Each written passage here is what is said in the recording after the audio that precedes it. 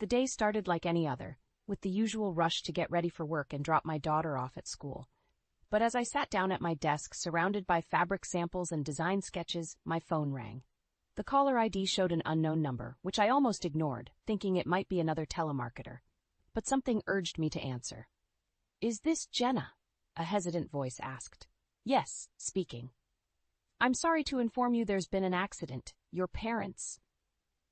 The voice trailed off, but I didn't need to hear the rest to know my world had just crumbled. I remember asking for details, my voice sounding so distant, as if someone else was speaking. They were on their way to a quaint little town, a monthly tradition they had. Their car had veered off the road and tumbled down a steep embankment. It was a passerby who called it in, but by then it was too late. I don't know how long I sat there, frozen, the phone slipping from my grasp. My mind was a blur, images of my parents flashing before my eyes, their laughter, their love for each other, and their unwavering support for me. It all seemed so distant now. I managed to leave work early, driven by a need to share this unbearable pain with someone who would understand. Derek was the first person who came to mind. My husband, my partner, should have been my solace in such a moment. "Derek, I need you," I said, my voice breaking as I called him. His response was immediate, but not what I expected. "Jenna, what's wrong? I'm in the middle of something." I took a deep breath, trying to steady my voice. "It's my parents. They were in an accident. They're gone, Derek, both of them." There was a pause, and for a moment I hoped for words of comfort, a sliver of empathy, but what came was a cold dismissal. "Is that all? Jenna, I'm on a tight schedule here. Can't this wait?" I couldn't believe what I was hearing. "Wait. Derek, my parents are dead. How can you be so heartless?" Another pause, then a sigh. "Look, I'm sorry about your parents, but you know how important this project is. I can't just drop everything.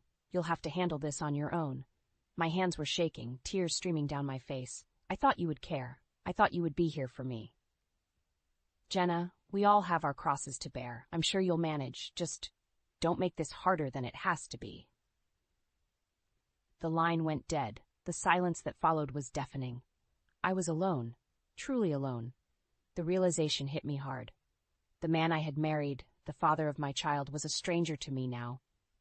I thought back to the days when Derek would have dropped everything to be by my side. Where had that man gone? How had our love turned so cold and distant? But I had no time to dwell on these questions. I had a funeral to plan, relatives to inform, and a daughter to protect from the harsh reality that her grandparents were gone. As I set about these tasks, a resolve began to form within me.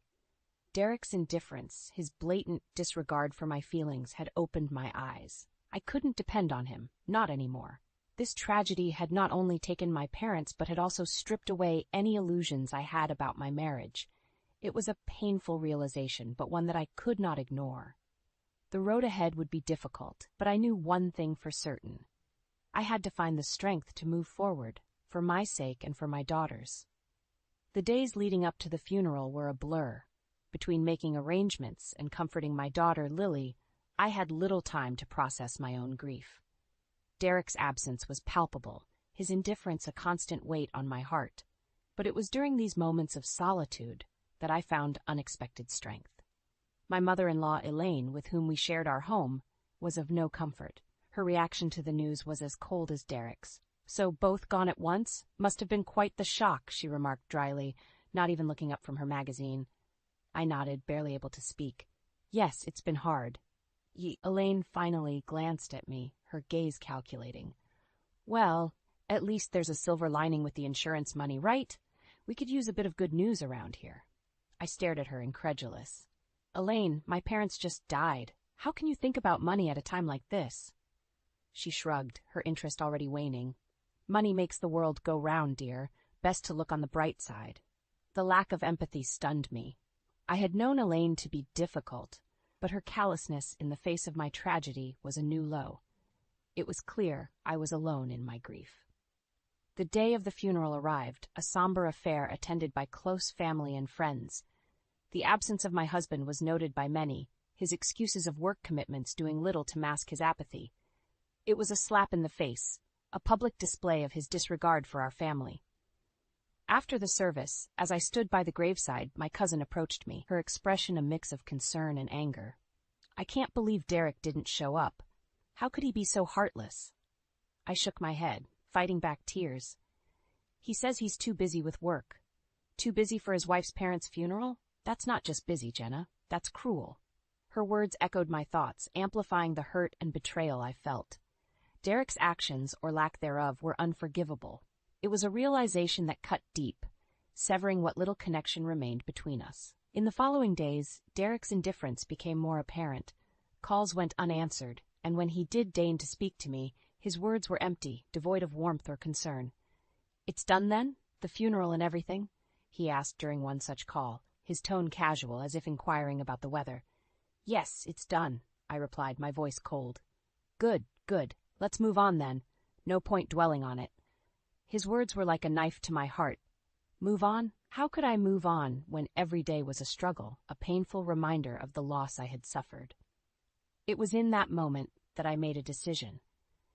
I could no longer stay with a man who saw my parents' death as nothing more than an inconvenience, a man who lacked the basic decency to support his wife in her time of need.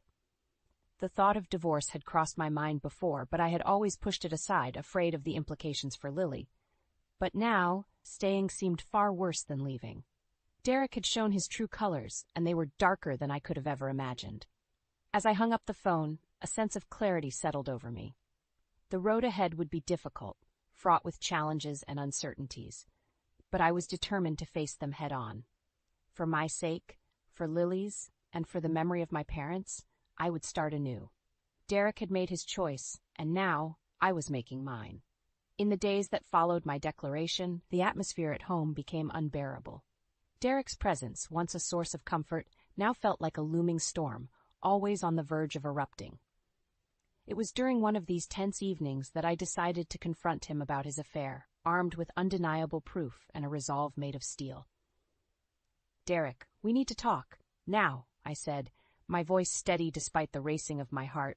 He looked up from his phone, annoyance etched on his face. "What is it this time, Jenna?" "It's about us, or rather the end of us. I know about the affair, Derek." For a moment there was silence, the kind that suffocates. Then Derek laughed, a sound so devoid of humor it sent chills down my spine. "Affair? What are you talking about, Jenna? You're delusional." I held up the photographs, the ones that showed him with her, their intimacy undeniable. "Am I? Then explain these." His face paled as he looked at the images, the realization that his secret was out dawning on him. "Where did you get these?"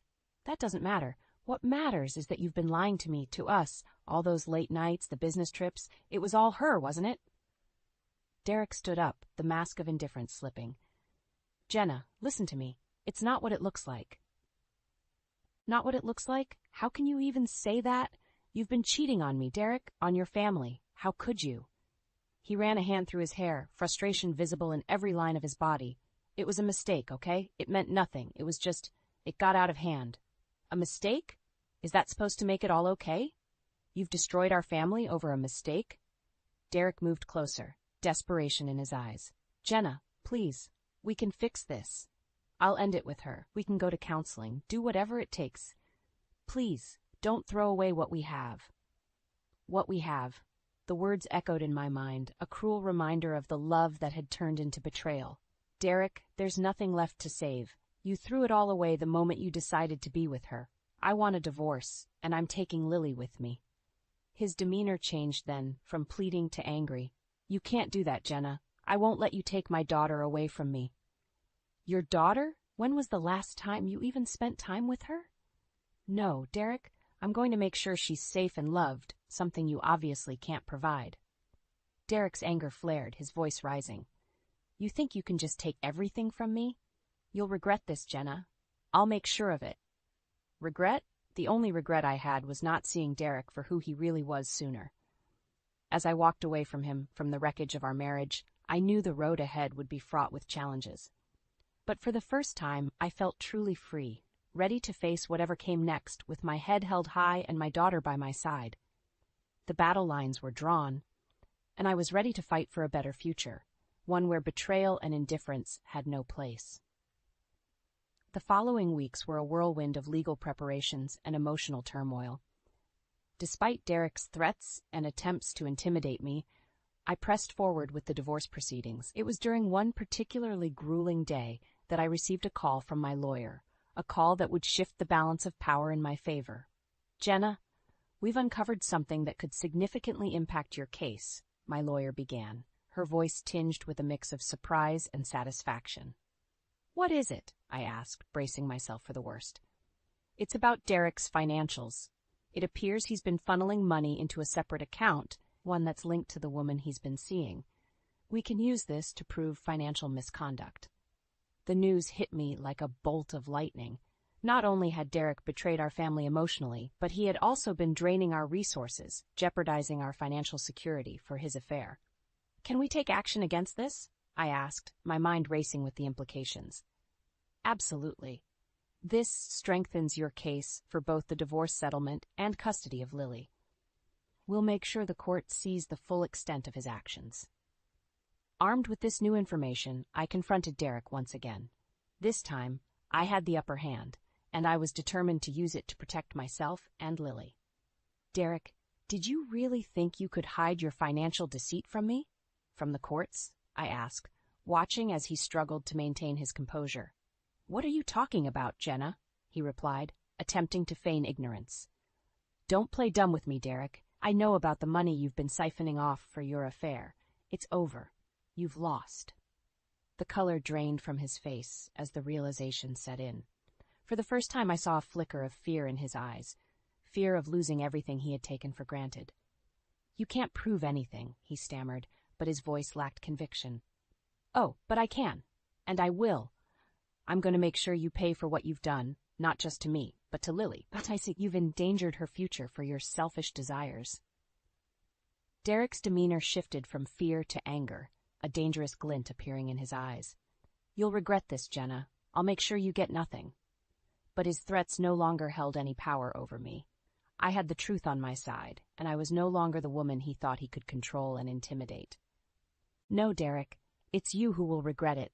I'm going to expose you for the liar and cheat you are, and when this is over, Lily and I will be free of you and your deceit." As I ended the conversation, I felt a sense of empowerment wash over me. For too long I had lived in Derek's shadow, subjected to his lies and manipulation, but now the tables had turned. I was ready to fight back, to reclaim my life and secure a safe and happy future for Lily and myself. The battle was far from over, but for the first time I felt confident in my ability to win. The courtroom was charged with tension as Derek and I faced off, surrounded by our respective legal teams. The proceedings had been grueling, but today was different. Today, the focus was on Derek's financial deceit and his affair, the evidence laid bare for all to see. "Mr. Thompson, can you explain the purpose of the separate account to which you've been funneling funds from the joint account you share with your wife?" the judge asked, his tone indicating he'd heard enough excuses. Derek cleared his throat, his usual confidence nowhere to be seen. "Your Honor, that account was for investment purposes. It has nothing to do with the allegations my wife has made." "Investment purposes?" my lawyer interjected, her voice dripping with skepticism. "Is that why there are multiple transactions linking this account to a Miss Rachel Foster, the woman Mr. Thompson has been having an affair with?" The courtroom fell silent, the weight of the accusation hanging in the air. Derek's lawyer attempted to intervene, but the judge waved him off, his gaze still fixed on Derek. "And Mr. Thompson, how do you respond to the charge of financial misconduct, specifically the misuse of marital funds for the benefit of your affair?"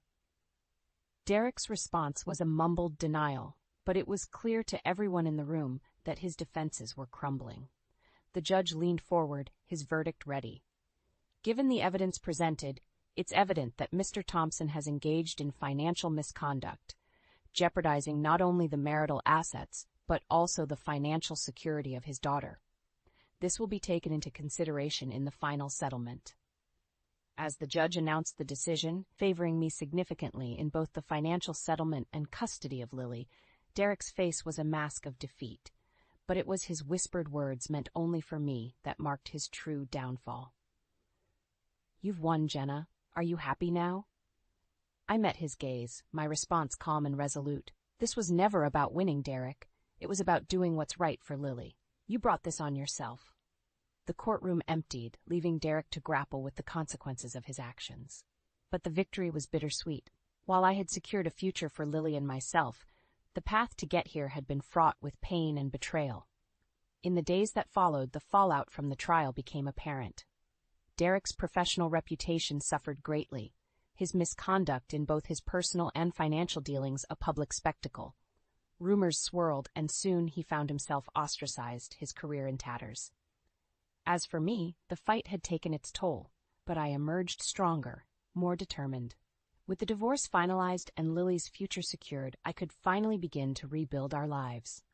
Derek's downfall was a testament to the consequences of his actions, a reminder that the truth, no matter how deeply buried, always finds a way to the surface. The journey had been arduous, filled with challenges and heartache, but as I looked to the future, I knew that Lily and I were on the path to healing. Derek's shadow no longer loomed over us, his presence in our lives reduced to a distant memory. We were free to move forward to create a new life built on love, respect, and honesty, and that was the greatest victory of all.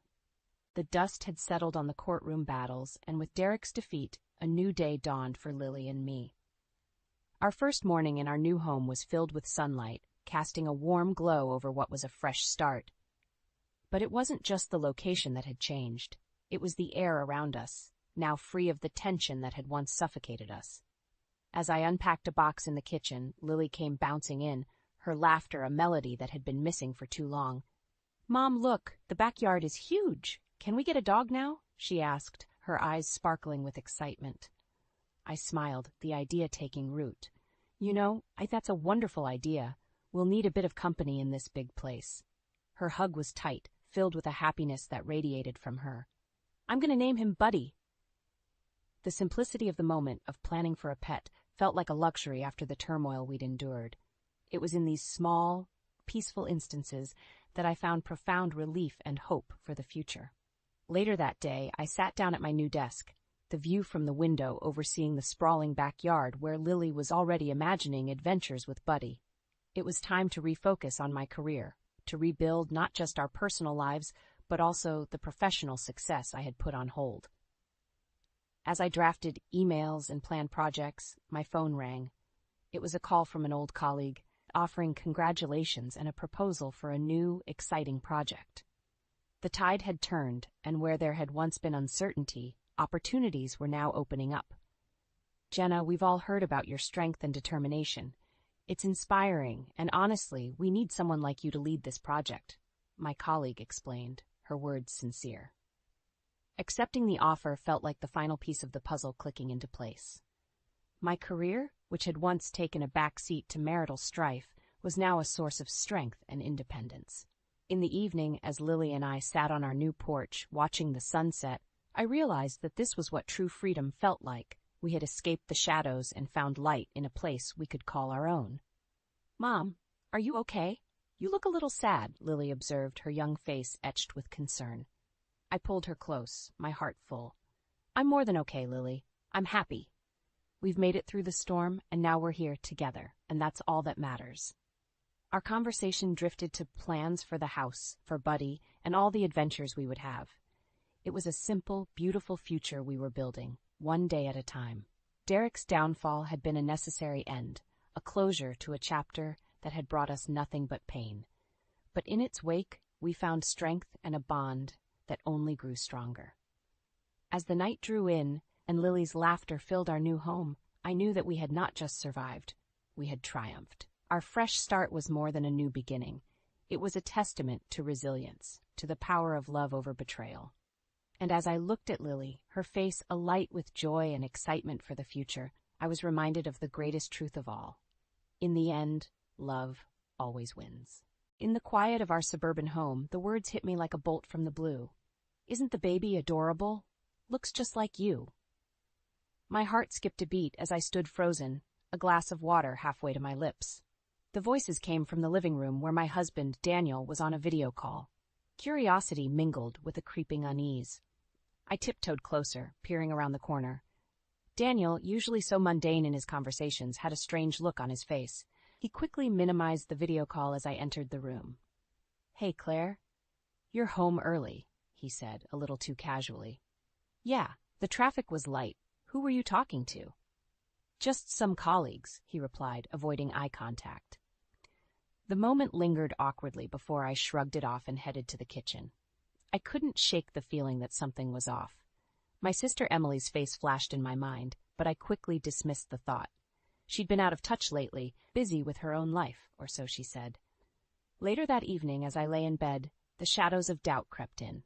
Daniel and I had been drifting apart, our conversations dwindling to mundane pleasantries. Was it just the wariness of our 5-year marriage or something more? The next day at work, I couldn't focus. My role as a marketing executive, which I usually loved, felt dull and unimportant. My mind kept drifting back to that overheard conversation. The more I thought about it, the more the pieces didn't fit. Emily, with her vibrant personality and stunning looks, had always been the center of attention. I, on the other hand, had found solace in my career, away from the shadows of comparison. I decided to call Emily. The phone rang, but no answer. I sent a text, but it remained unanswered. This wasn't like her. Emily was many things, but silent wasn't one of them. That night, I confronted Daniel. "Is there something going on between you and Emily?" I asked, my voice trembling slightly. "What? No, of course not," he replied a little too quickly. His denial did little to quell the storm brewing inside me. The following week, I received an invitation from Emily to meet for coffee. She sounded upbeat, but there was a nervous undertone in her voice that I couldn't place. My mind raced with possibilities as I prepared for what was to come. At the cafe, Emily's smile didn't reach her eyes. She fidgeted with her coffee cup before blurting out, "Claire, I'm pregnant." The news hit me like a wave. Pregnant? My sister, who always said she wasn't ready for such commitments? But the shock was replaced by a nauseating realization. The words I had overheard came rushing back. "Looks just like you." I struggled to maintain my composure. That's great news, Em. Who's the father?" Emily hesitated, her eyes darting away. "It's complicated." My heart sank. The unspoken truth hung heavily between us. I had to know. "Is it Daniel?" Emily's silence was all the confirmation I needed. A sick feeling settled in my stomach as the pieces of the puzzle clicked into place. The late nights, the unexplained absences, the whispers in the corner. It all made sense now. I stood up, my chair scraping loudly against the floor. "How could you?" My voice was a mix of anger and disbelief. "Claire, I'm sorry, I never meant for this to happen." Emily stammered. I didn't wait for her to finish. I walked out of the cafe, my mind racing. This betrayal was a wound too deep, a cut too sharp. I needed to act, to make them feel the weight of their deceit. As I drove home, a plan began to form. Daniel and Emily, they would pay for what they'd done. Revenge, cold and calculated, was the only path forward. I wouldn't let them get away with shattering my world. They would learn the hard way that betrayal comes with a price. The days following the cafe were a blur of anger and disbelief. I moved through them like a ghost, my mind obsessively replaying Emily's confession and Daniel's betrayal. Work became my only refuge, a place where I could bury my emotions in deadlines and presentations. At home, I watched Daniel with a new lens, seeing him not as my husband, but as a stranger. His every gesture, every word, felt like a mockery of our marriage. I needed time to plan my next move, so I kept my knowledge of his affair hidden, wearing a mask of normalcy. One evening, as we sat at dinner, a meal I had prepared with feigned normality, I decided to probe further. "So, how's work been? Any interesting projects?" I asked, my voice steady. "It's been the usual, nothing much. Just busy with meetings and deadlines," Daniel replied, his eyes on his plate. "I see. And how's Emily? We haven't seen her in a while," I ventured, watching his reaction closely. He paused, a flicker of something crossing his face. "Emily? I don't know. We don't really talk much." I nodded, a cold rage building inside me. The lies were as effortless to him as breathing. As the days passed, I began to gather evidence. I quietly accessed Daniel's phone, uncovering a trail of messages and calls to Emily that confirmed my worst fears. Their deceit was not just a fleeting mistake, but a calculated betrayal. One night, lying in bed next to Daniel, the injustice of it all hit me. Here I was, a successful professional, a loyal wife, reduced to playing detective in my own marriage. Daniel's steady breathing next to me felt like an insult.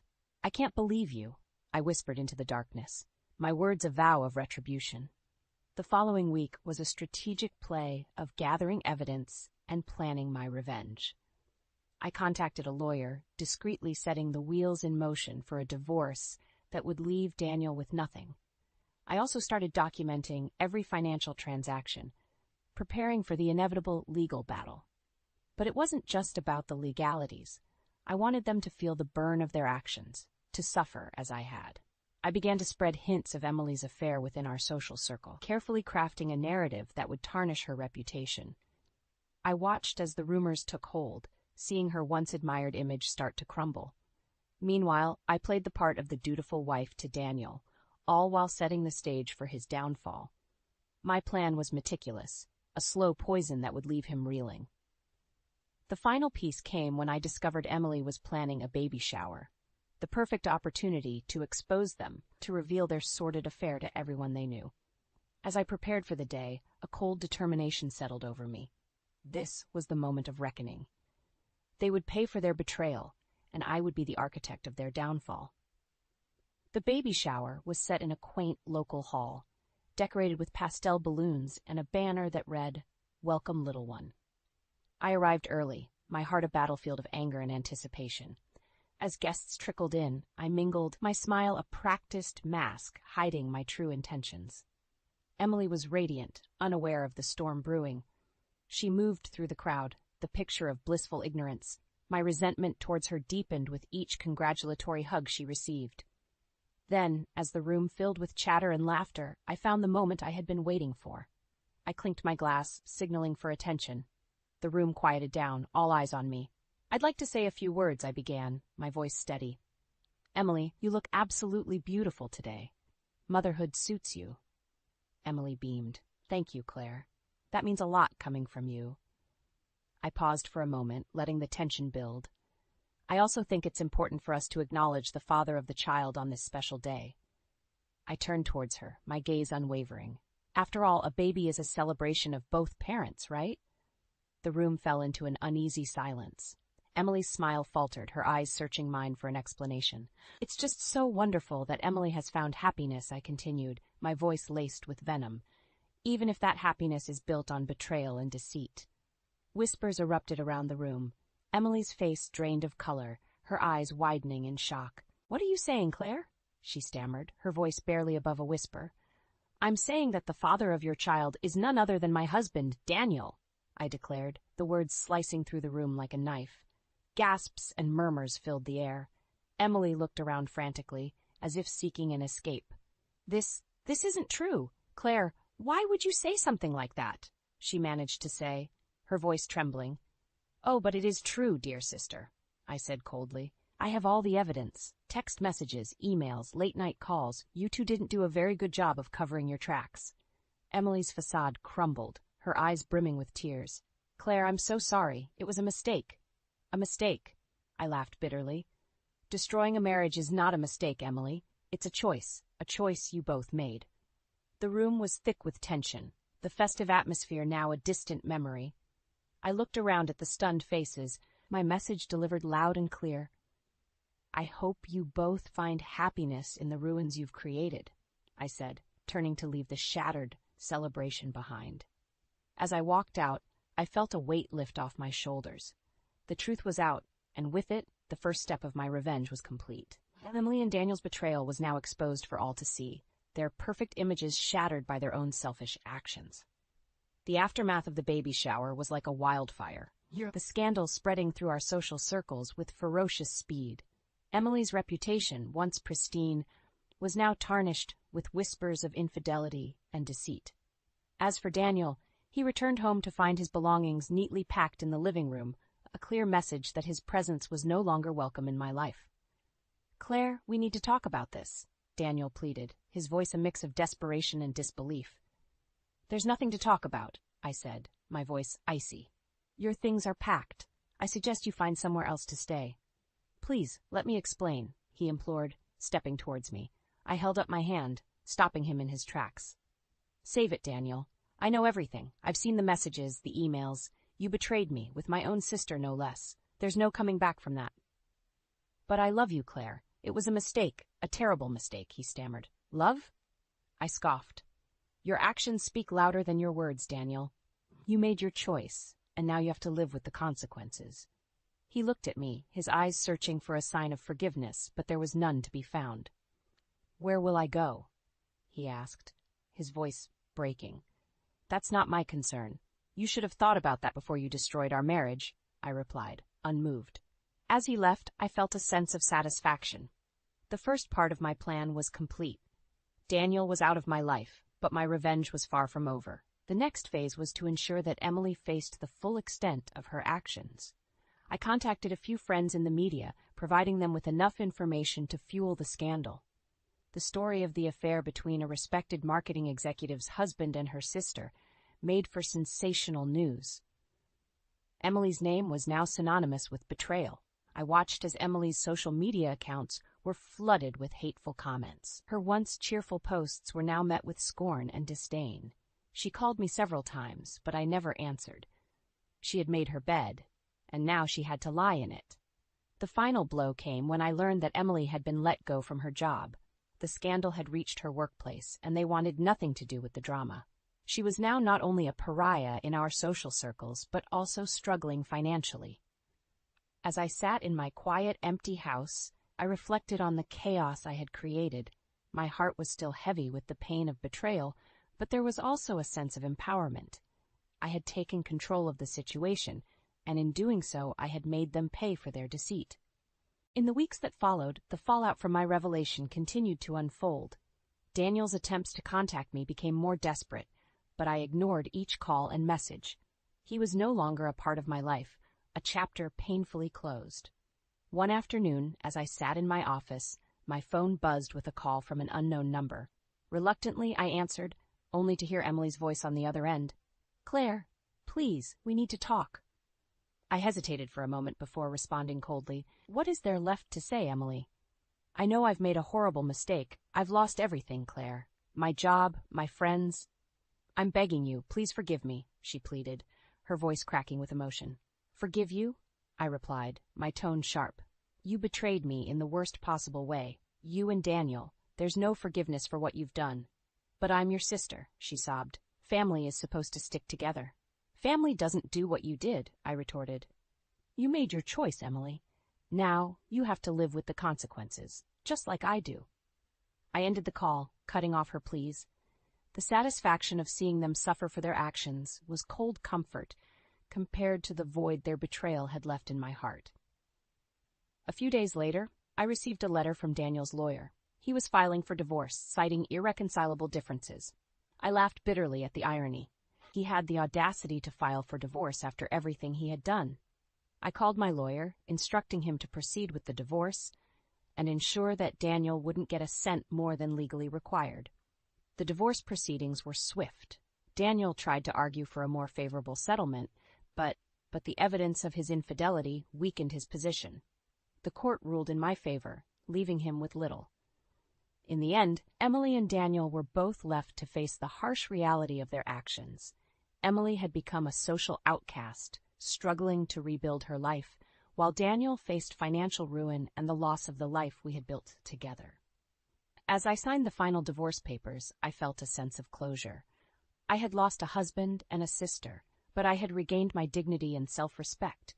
They had tried to break me, but I had emerged stronger. I walked out of the lawyer's office into the bright light of a new beginning. The pain of the past was still there, but it was now a part of who I was, a reminder of my strength and resilience. In the months following the divorce, I found myself in a period of introspection. The home that once echoed with laughter and shared dreams now stood silent, a constant reminder of the betrayal. Yet, amidst the solitude, I discovered a newfound strength. I immersed myself in my work, channeling my energies into creative projects and corporate strategies. My colleagues noticed the change, often commenting on my unwavering focus and innovative ideas. My professional success, however, couldn't fill the void left by the absence of a family I once cherished. One evening, as I scrolled through my social media, I stumbled upon a post from an old friend featuring Emily. The image was a stark contrast to the glamorous, confident sister I once knew. The smile was there, but the sparkle in her eyes had dimmed. Beside her stood a small boy, his features a painful reminder of the past. Despite the bitterness, a part of me ached at the sight of my nephew, an innocent caught in the crossfire of our family drama. The next update was about Daniel. A mutual acquaintance had shared a post about a local charity event, and there he was, unmistakably thinner, his face wearing the signs of stress and hardship. I heard through the grapevine that he had taken a job at a small firm, a far cry from the prestigious position he held during our marriage. The man in the photo bore little resemblance to the confident, charismatic person I had fallen in love with. The realization hit me then. My revenge, though justified, had left a trail of destruction. In seeking justice for their betrayal, I had altered the course of not just my life, but theirs as well. Emily and Daniel, once integral parts of my life, were now mere shadows, lost and broken by the consequences of their actions. That night, as I lay in bed, a sense of melancholy washed over me. I had won the battle, but at what cost? The satisfaction of retribution was fleeting, overshadowed by the realization that the ties that once bound us were irreparably severed. I wondered if revenge was truly worth the price we all had paid. The weeks turned into months, and slowly the sharp edges of betrayal began to soften. I learned to find joy in the small things: a successful campaign at work, a weekend retreat with friends, the quiet moments of solitude that allowed me to reconnect with myself. In the end, the journey through betrayal and revenge taught me a valuable lesson about the complexities of human relationships and the resilience of the human spirit. I emerged from the ordeal not as a victim, but as a survivor, forged by the fires of adversity into a stronger, more self-assured individual.